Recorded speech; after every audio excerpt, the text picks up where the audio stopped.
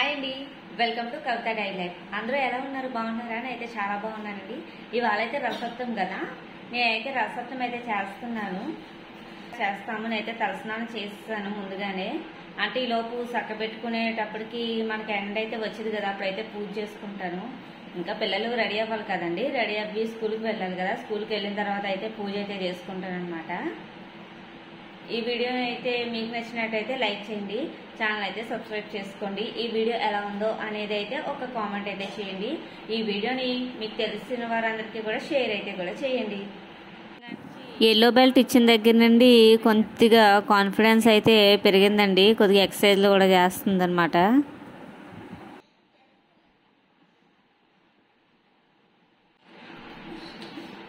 జశ్వంత్ ఏందట పాక్కుంటారేంటి? మా కోత అయితే లేచేసింది అనమాట. ఇప్పుడు ఆ లక్క ఎక్సర్సైజ్ చేస్తుందని ఇప్పుడు మనం కూడా చేసేయాలి ఏదో విధంగా. మామూలుగా అయితే మనం చెయ్యం, ఆ లక్క చేస్తుందని చెప్పి చేస్తున్నాడు.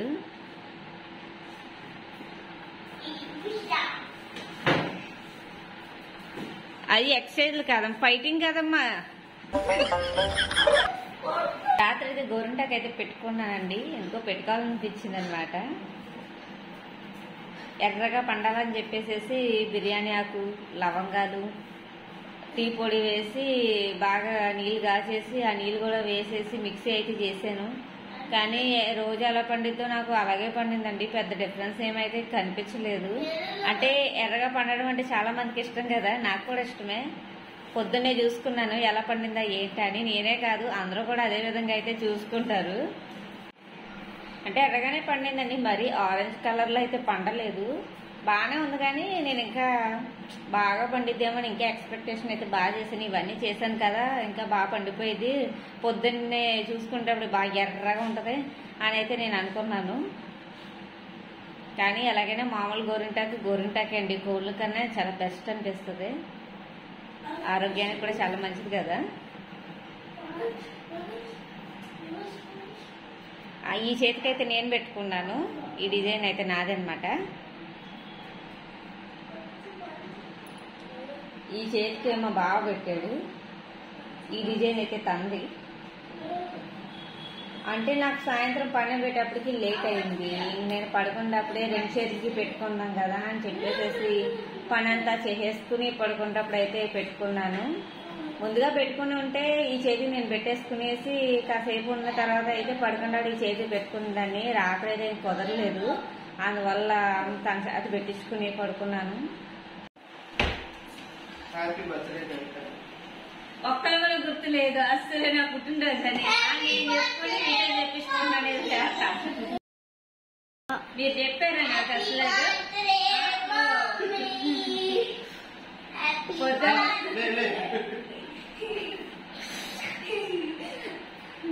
పొద్దున్న లేచి అలా ఒకళ్ళ విషయం చెప్పలేదంటే అప్పుడు ఒకరి తర్వాత ఒకళ్ళ విషయం చెప్తున్నారు, అసలు గుర్తెట్టుకుంటారండి.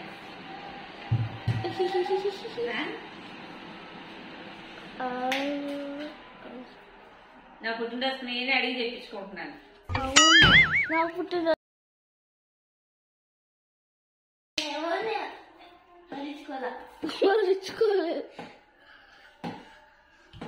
ఎరా బ్రష్ అయిపోయిందా?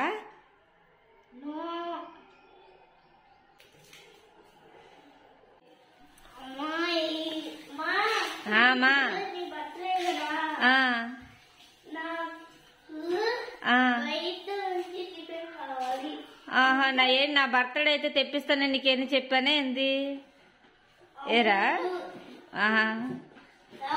నేనేం టిఫిన్ పార్టీ ఏమి ఇవ్వట్లా, నేను జావ కాసేస్తాను, రాయి జావ తాగుదు గాని. పార్టీ ఏమి ఉండదు పుష్ప, ఇవాళ రసత్వం కదా, పొంగల్ చేస్తాను, అదే పార్టీ నీకు. ఓకేనా? ఈ సంవత్సరం రసప్తమి రోజునే నా పుట్టినరోజు కూడా వచ్చిందండి. పొద్దున్నే బాగా ఎక్సైట్మెంట్ అయితే ఫీల్ అయిపోయింది నేను. ఎవరొకరు విషెస్ చెప్పేస్తారు కదా అని అనుకున్నాను. ఈ ముగ్గురులో ఎవరొకళ్ళు లేచిన వెంటనే అనుకున్నాను, కానీ ఎవరు చెప్పలేదు. చాలాసేపు చూసాను చెప్తారు కదా అనేసి, ఇంక చెప్పట్లేదని చెప్పేసి మనకి ఈలోపు తొందర ఆగదు కదా, ఇంక నేనే చెప్పేసాను. కనీసం నా పుట్టినరోజు కూడా గుర్తుపెట్టుకోలేదా అనేసి. ఇంకప్పుడు ఒకరి తర్వాత ఒకళ్ళు అయితే కాసేపు ఫీల్ అయ్యారనమాట, చెప్పలేదని చెప్పేసేసి. అలా ఉంటుంది మా వాళ్ళతో నాకు. పిల్లలకి ఇవాళ రాగి జావ అయితే కాస్తున్నాను. ఇవాళ టిఫిన్ ఇదేనమాట. పిల్లలు స్కూల్కి అయితే వెళ్ళిపోయారు. వాళ్ళు వెళ్ళిపోయిన తర్వాత నేనైతే పూజ చేసుకోవడానికి రెడీ అయితే అయిపోయానండి. మనం రథసప్తమి రోజు పొంగలి ఆరు బయట అంటే ఎండలోనే పెట్టి చేసుకోవాలి. సాధారణంగా అయితే మనం ఏరుపిడకలు తెచ్చుకుని వాటితో అయితే పొంగల్ చేసి ప్రసాదంగా అయితే పెడతారు. కానీ మాకు ఏరుపిడకలు అనేవి అందుబాటులో ఉండవు కదా, నేనైతే గ్యాస్ మీదే పొంగల్ అయితే చేస్తున్నాను అనమాట. నా దగ్గర చిన్న చెంబు అయితే ఉందండి, దాంట్లోనే ఆవు పాలు పోసి పాలైతే పొంగిస్తున్నాను. ముందుగా మనం పొంగల్ చేయడానికి పాలు పొంగించుకోవాలి, 3 సార్లు పొంగించాలండి. కలపడానికి కేవలం గరిటెలు అలాంటివి అయితే వాడకూడదు, చెరుకు ముక్కతో మాత్రమే పొంగల్ని గట్టి కింద ఉపయోగించాలి. అలాగే చెంబుకు కూడా పసుపు రాసి కుంకుమ బొట్లు కూడా పెట్టేశానండి. మనం పొంగల్ చేయడానికి కేవలం ఆవు పాలు మాత్రమే ఉపయోగించాలి, గేదె పాలు అనేవి వాడకూడదు అసలు. మనం పొంగల్ ఎంతైతే చేస్తామో దానికి సరిపడా గిన్నె అయితే పెట్టుకోవాలండి. ఎందుకంటే పెద్ద గిన్నె పెట్టేసుకుని పాలు తక్కువ పోసుకున్నాం అనుకోండి, పొంగడానికి చాలా టైం పట్టేస్తుంది. పాలు అయితే పొంగిచ్చేసానండి. పాలు అయితే ఒక్కసారిగా పొంగిపోయినాయి. నాకు చిన్న మంట పెడదామంటే పాలు పొంగినాయి కదా, పాలు కానీ చేతి మీద పడతాయని పెట్టలేదు, పాలు కిందకి వెళ్ళిపోయినాయి అనమాట. ఆ పాలు ఎక్కువ పొంగిన వలన స్టవ్ కూడా ఆరిపోయింది. మళ్ళీ వెలిగించి మళ్ళీ 2 సార్లు అయితే పొంగిచ్చాను. ఈ స్టవ్కి అయితే కింద కొంచెం చక్కెరలా ఉంటుందండి, అది మనం ఒక సైడ్ తిప్పామనుకోండి చిన్న మంట వస్తుంది, ఒక సైడ్ తిప్పితే పెద్ద మంట అయితే వచ్చేస్తుంది అనమాట. అది చూసుకుని అయితే మనం వాడాల్సి ఉంటుంది. నేను వాడినా సరే ఒక్కోసారి అయితే మర్చిపోతూ ఉంటాను, కన్ఫ్యూజ్ వచ్చేస్తుంది. ఎటుపక్క తిప్పితే పెద్ద మంట, ఎటుపక్క తిప్పితే చిన్న మంట వస్తుందా అని చెప్పేసి చిన్నగా తిప్పి చూసుకుంటూ ఉంటాను అనమాట. క్రిత సంవత్సరం రథసప్తమి చేసినప్పుడంటే ఒక చిన్న ఇన్సిడెంట్ అయితే జరిగింది. నేను ఏం చేశానంటే పెద్ద బాండీ పెట్టేశాను, పాలేమో తక్కువ పోసాను. ఎంతసేపటికి పాలు పొంగట్లేదు అంటే నాకు అర్థం కాలేదు, ఏంది ఎంతసేపటికైనా పాలు పొంగట్లేదు ఏంటా అని అనుకున్నాను. తర్వాత అర్థమైంది. కాసేపటికి అర్థమయ్యాక మళ్ళీ పొంగల్ గిన్నె అయితే మార్చాను అనమాట. అందుకే ఆ పొరపాటు అయితే ఈ సంవత్సరం అయితే నేను ఏం చేయలేదు. పాలు పొంగిపోయిన తర్వాత బియ్యం కూడా వేసేసానండి. ఈసారి పాలు కూడా చాలా బాగా పొంగిని, అదేవిధంగా ప్రసాదం కూడా చాలా రుచిగా అయితే వచ్చిందండి. రథసప్తమి రోజు చేసే ప్రసాదంలో ఎప్పుడు కూడా జీడిపప్పులు, కిస్మిస్లు లాంటివి అస్సలు వేయకూడదండి. ఎందుకంటే సూర్యభగవానుడికి పళ్ళు ఉండవని చెప్తా ఉంటారు కదా.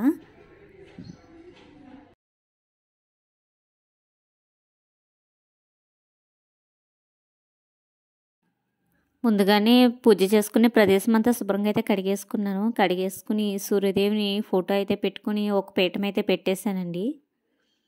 ఇక రథం చేద్దామని చిక్కుడుకాయలు అయితే తీస్తున్నాను. అంటే మొత్తం అన్నీ తెచ్చేసుకుని ఒక పల్లెలో అయితే పెట్టేసుకున్నాను, సామాన్లన్నీ కూడాను. అవి అయితే తీసి రథం కింద అయితే చేస్తున్నాను ఇప్పుడు.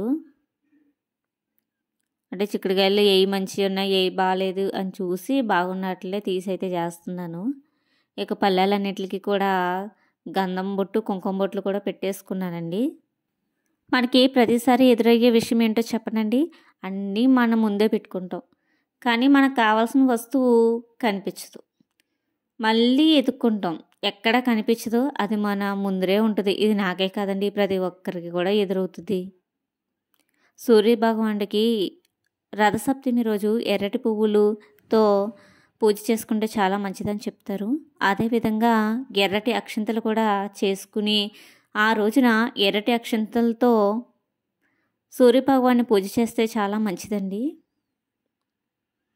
ఉదయాన్నే తలస్నానం చేసేటప్పుడు తప్పకుండా జిల్లేడాకుని, రేగిపండుని మన తల మీద పెట్టుకుని ఆ నీళ్ళుని బోర్లించుకోవడం వల్ల ఆ నీళ్ళలో ఉండే ఔషధ గుణాలన్నీ కూడా మన శరీరానికి చేరతాయని చాలా నమ్ముతారండి. అందుకే తప్పకుండా అయితే రథసప్తమి రోజు ఈ విధంగా చేయాలని చెప్తా ఉంటారు. శాస్త్రాలు చెప్పే దాంట్లో ఖచ్చితంగా సైంటిఫిక్ రీజన్ అనేది ఏదో ఒకటి ఉంటుందండి తప్పకుండాను. అది మన ఆరోగ్యానికి మేలు చేసేదే అయితే ఉంటుంది. ముందు రోజే కూడా ముగ్గులైతే పెట్టేసుకున్నానండి. కేవలం రథం ముగ్గు వేయలేదు. తులసి కోట దగ్గరను, గుమ్మం ముందు అయితే ముగ్గులు పెట్టుకున్నాను. అంటే పొద్దున్నే కూడా పెట్టొచ్చు. నేను పొద్దున్నే పెడితే మా వాడైతే తొక్కేస్తాడండి. నేను అంత కష్టపడి ముగ్గు వేసినా అదైతే ఉండదు కదా! అలాంటప్పుడు అయితే కొంచెం బాధపడతాం కదా! అందుకే ముందు రోజే ముగ్గయితే వేసేసాను. పిల్లలు స్కూల్‌కి వెళ్ళాక అయితే స్టార్ట్ చేశానండి. 8:30కేమో మొదలుపెట్టాను. పూజ అవ్వేటప్పటికి అలా పావుతక్కువ 11, 10:30 అయితే అవ్వచ్చు. ఎండ బాగా వచ్చిందండి. ఎండ లేట్ అవ్విద్దేమో అనుకున్నా కానీ ఎండైతే తొందరగానే వస్తుందనమాట. సూర్యభగవానుడికి తప్పకుండా ఆ రోజు దీపారాధన చేసేటప్పుడు 7 ఒత్తులైతే వేయాల్సుంటది. సూర్యభగవానుడికి గోధుమల దీపం అంటే చాలా ఇష్టమండి. జిల్లేడాకులు తీసుకుని ఒక పళ్ళెల్లో ఒక 7 జిల్లేడాకుల్ని పెట్టి దాని మీద ఒక 3 గుప్పిళ్ళు గోధుమలు వేసి దానిపైన దీపపు ప్రమిదన పెట్టి అందులో నూనె పోసి మనం 7 ఒత్తుల్ని ఒక ఒత్తి కింద అయినా చేసుకోవచ్చు. లేదంటే మనం 7 దీపాలు పెట్టుకుని అందులో 7 ఒత్తుల కింద అయినా వేసుకుని వెలిగించుకోవచ్చండి. ఇక నేనైతే 7 ఒత్తుల్ని కలిపి ఒకటే ఒత్తి కింద చేసి అయితే గోధుమ దీపం అయితే పెట్టుకున్నాను. దాంట్లోనే చుట్టూరు గులాబీ పువ్వులు కూడా డెకరేషన్ కింద చేసుకున్నాను. డెకరేషనే కాదండి, అంటే పువ్వులంటే దేవుడికి ఇష్టమే కదా! నాకు రథం చేయడానికి ఎక్కువ టైం పట్టిందండి. ఎందుకంటే మనం ఈనుపుల్లలతో చాలా జాగ్రత్తగా చేయాల్సి ఉంటది. కొద్దిగా జాగ్రత్త లేకపోయినా సరే అది చిక్కుడుకాయలు చీలికిపోతాయి కదా! రథం అయితే నాకు చాలా బాగా నచ్చిందండి. ఈ సంవత్సరం చాలా బాగా చేసుకున్నాను రథసప్తమి పూజ అనేది. ముందుగానే నేను వినాయకుడిని కూడా చేసేసుకున్నానండి. మనం ఏ పూజ చేసినా కూడా ముందుగా వినాయకునికి పూజ చేయాలి అనేది మన ఆచారంలో తప్పకుండా ఉంటుంది కదా! అదేవిధంగా తమలపాకుల్లో కొద్దిగా కుంకుమ వేసి సూర్యుని ప్రతిబింబాన్ని అయితే చేసి రథంలో అయితే ప్రతిష్ఠించానండి. చాలా బాగుంది అసలు. నిజంగా సూర్యభగవానుడే వచ్చి రథంలో నుంచున్నాడా అని అయితే నాకు అనిపించిందనమాట. మనం చేసుకున్న పొంగల్ని తప్పకుండా చిక్కుడాకులు దొరికితే చిక్కుడాకుల్లో వేసి నైవేద్యంగా అయితే దేవునికి సమర్పించాలండి. నాకు చిక్కుడాకులు దొరకవేమో అని అనుకున్నాను కానీ అనుకుంటాం కదా, మనం చేయాలి అనుకుంటే సరిపోదు, ఆ దేవుడు కూడా మనకి సాయపడాలి అని చెప్పేసేసి దొరకవనుకున్న ప్రతి వస్తువు కూడా నాకైతే దొరికిందండి ఈ సంవత్సరం. నేనైతే చాలా బాగా చేసుకున్నాను అసలు. అదేవిధంగా తాంబూలం కూడా దేవునికైతే సమర్పించుకోవాలి. మనం గోధుమ దీపం పెట్టుకున్నాం కదండి, ఆ గోధుమలు ఏం చేయాలంటే మనం ఉడకబెట్టేసి ఆవులకైనా పెట్టుకోవచ్చు. లేదంటే ఎక్కడైనా మట్లో అయినా పూజ చేస్తే అవి కొన్ని రోజులకి గడ్డి అయితే వస్తుంది కదండి. ఒకవేళ గడ్డి వస్తే ఆ గడ్డిని తీసి ఆవులకైనా పెట్టుకోవచ్చు అనమాట. నేనైతే ఉడికించి ఆవులకైతే పెడదామని అనుకుంటున్నాను. ఒకవేళ మట్టిలో పూడ్చామనుకోండి అవి రావచ్చు, రాకపోవచ్చు. ఇప్పుడు ఆవులకైతే పెట్టుకున్నాం అనుకోండి ఉడికించి, అది అయితే ఉపయోగపడిద్ది కదా. సూర్య భగవానుడికి అర్ఘ్యం అనేది తప్పకుండా ఇవ్వాల్సి ఉంటుందండి. ముందుగా మనం ఒక చెంబు తీసుకుని ఆ చెంబులో ఒక ఎర్రటి పువ్వు, కొద్దిగా కుంకుమ, ఎర్రటి అక్షింతలు వేసి సూర్య భగవానుడి వైపు చూసుకుంటా కింద ఒక పళ్ళెం పెట్టుకుని ఆ పళ్ళెంలో వేసేసుకోవచ్చండి. ఇక తర్వాత ఆ నీళ్ళని తీసుకుని మనం మొక్కలకైతే వేసేసుకోవాల్సి ఉంటుంది. రథసప్తమి రోజు ఈ అర్ఘ్యం అయితే తప్పకుండా ఇవ్వాల్సి ఉంటుంది. చాలా మంచిదండి. సూర్యభగవానుడికి చాలా ప్రీతి అని చెప్తూ ఉంటారు కదా. నాకు ఎక్కువ సమయం పట్టిందండి. నేను బయట ఒకటే పూజ చేసుకోలేదు, లోపల చేసుకున్నాను. అలాగే తులసి కోట దగ్గర కూడా పూజ చేసుకున్నాను. నిదానంగా ప్రశాంతంగా అయితే చేసుకున్నానని చెప్పవచ్చు అసలను. రేగిపళ్ళు తప్పనిసరిగా ఉండాలండి. మనం రేగిపళ్ళు కూడా నైవేద్యంగా పెట్టాలి అసలు. సూర్యభగవానుడికి బయటైతే పూజ చేసుకుంటాం కదా, అలా పూజ చేసుకున్నప్పుడు మనం రథం ముగ్గు కూడా వేసుకోవాల్సి ఉంటుంది. రథానికి కేవలం ఒక చక్రం మాత్రమే ఉంటుందండి, 2 చక్రాలు అయితే ఉండవు అసలు. ఎప్పుడు కూడా సూర్యభగవానుడి దగ్గర ముగ్గు వేసినప్పుడు ఒక చక్రంతోనే రథం అయితే వేయాల్సి ఉంటుంది మనం. చాలామందికి అంటే మనం పల్లెటూరులో ఉన్నప్పుడైతే మనకు అన్నీ దొరుకుతాయండి. కానీ పట్టణాల్లో, సిటీస్‌లో ఉన్నప్పుడైతే మనకి చాలా వస్తువులైతే దొరకవు కదా! అలాంటి వాటిల్లో చిక్కుడాకులుని, జిల్లేడాకులు కూడా ఉంటాయి కదా! అలాంటప్పుడు మనం వాటికి బదులుగా తమలపాకులను కూడా వాడుకోవచ్చండి. ఎప్పుడైనా ఆకులు దొరకనప్పుడు ఈ విధంగా కూడా చేసుకోవచ్చనమాట. మా ఇంటి దగ్గరైతే కోతైతే తిరుగుతా ఉంటదండి. నాకదే భయమేసేది. అన్నీ సదురుకుంటున్నాను కదా! పూజ అయిపోయాక వచ్చినా పర్వాలేదండి. ఏదోకటి తినేసి వెళ్తది కదా! మనం పూజ మధ్యలో వచ్చిందనుకోండి, మొత్తం అంతా పాడు చేసేద్ది. అంతా కష్టపడి చేసుకున్నాం, పాడు చేసేస్తే చాలా బాధగా ఉంటది కదా! అని అయితే అనిపిచ్చింది. నా లక్ ఏంటంటే కోతైతే రాలేదని చెప్పొచ్చు.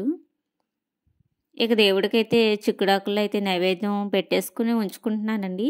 7 చిక్కుడాకుల్లో కూడా నైవేద్యం అయితే చెరుకు ముక్కతో అయితే వడ్డించాననమాట. దాంట్లోనే రేగిపళ్ళు, కొద్దిగా చెరుకు ముక్క కూడా పెట్టాను. రథసప్తమి రోజున పూజ చేసుకునేటప్పుడు మనకి వీలైతే తప్పకుండా సూర్యభగవానుడి నామాలైతే ఉంటాయండి. అవి చదువుకోండి. నేనైతే నా దగ్గర ఆ పుస్తకం అయితే ఉంది. అదైతే తీసుకుని ఆ నామాలు చదువుతా నా దగ్గర ఎర్రాక్షింతలు కూడా ఉన్నాయి. అంటే పూజ చేసుకోగా ఇంకా మిగిలినయండి. ఇంకా అవి పూజ చేసుకుంటా ఆ నామాలైతే చదువుకున్నానండి. నా మనసుకైతే చాలా ప్రశాంతంగా అయితే అనిపించిందనమాట. చాలామందికి సూర్య భగవానుడి నామాలు అనేది చదవడం రాకపోవచ్చండి. కొంతమందికి టైం లేక కుదరకపోవచ్చు. అలాంటప్పుడు మనం పూజ చేసుకునేటప్పుడు ఓం సూర్య దేవాయ నమః అని కూడా చెప్పుకుంటా పూజ అయితే చేసుకోవచ్చన్నమాట. నేనైతే ముందుగా రెడీ చేసేసుకుని అప్పుడైతే సదురుకున్నానండి. మీకొక విషయం చెప్పడం అయితే మర్చిపోయాను. మనం సూర్యదేవునికి అర్ఘ్యం ఇచ్చేటప్పుడు సూర్యదేవాయ నమః అని అయితే చెప్పుకుని 3 సార్లయితే అర్ఘ్యం ఇవ్వాల్సి ఉంటుంది. ఇదేనండి ఈ వీడియో. మీకు నచ్చితే లైక్ చేయండి. నా ఛానల్ అయితే సబ్స్క్రైబ్ చేసుకోండి. తప్పకుండా ఈ వీడియో చూసి ఒక కామెంట్ అయితే చేయండి. ఈ వీడియోని ఇంకొంతమందికి షేర్ కూడా చేయండి. పూజ అయితే నాకు తెలిసిన విధంగా, నాకు నచ్చిన విధంగా అయితే చేసుకున్నానండి. ఈ తులసమ్మ దగ్గర అయితే ఇలా ముగ్గు అయితే వేసాననమాట. ఈ ముగ్గులు ఎలా ఉన్నాయి అనేది ఒక్క చిన్న కామెంట్ కూడా చేసి చెప్పండి. మీ ఇంట్లో రథసప్తమి పూజ ఏ విధంగా చేసుకున్నారు అనేది నాతో అయితే తప్పకుండా షేర్ చేసుకోండి.